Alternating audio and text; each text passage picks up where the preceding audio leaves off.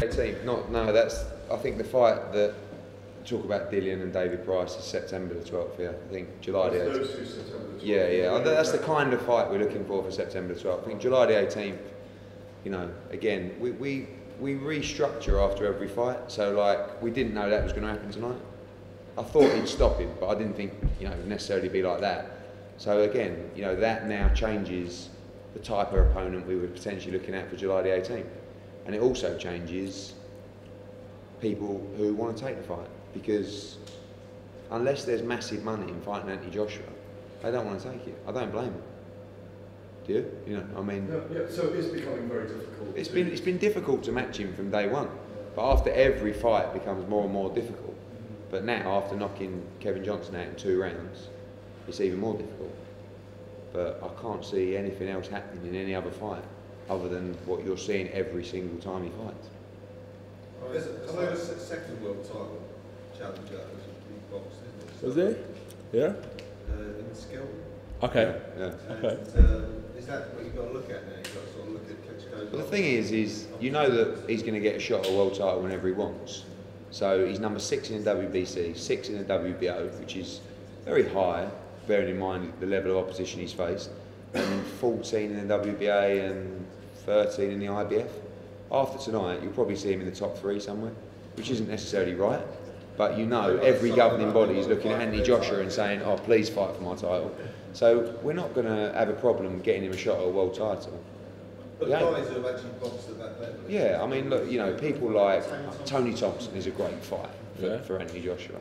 Chris Arreola is a great fight. You know, even Orlando Solis is a great fight. Manuel Char is a great fight. You know, and all these guys will take the fight for the right money. But, you know, we always get the question, when's he going to fight for a world title? The answer is when he's ready and when the right opportunity arises. But is it 12 months? Is it 18 months? We recalculate and reschedule after every performance. Tonight probably means that it's a little bit quicker than we first anticipated, but no, he's improved. The improvements are unbelievable. If you watch him, you know, watch that show on Sky the other night, from the Emanuele Leo fight, the Paul Butlin fight, the Dorian Darch fight, and then compare it to like Zumbano Love, Bakhtov, and tonight, completely different fight. Completely different fight. He's getting better and better and better, and he's training harder. And the only person that could stop Anthony Joshua is himself, and he's not that type of person. Would the Jennings? Good fight. Love the Jennings fight. Love the Jennings fight. Yeah, I think the Jennings fight is like maybe 2 or 3 fights away.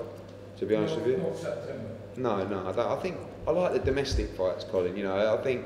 You know, I love the DILLION WHYTE fight, I love the David Price fight, I like the Chisora fight, because it's just something a little bit different. I mean, what was so good about this fight was the build-up. Yeah. You know, everyone was talking about it. Kevin Johnson played a blinder, absolute blinder. And, you know, that's why the people were so interested in the fight. But Dereck Chisora and David Price and DILLION WHYTE will bring the same kind of thing. Maybe not the rapping and stuff like that, but you know, I think they're the kind of fights he wants, and he will fill the O2 on September 12th in any of those fights.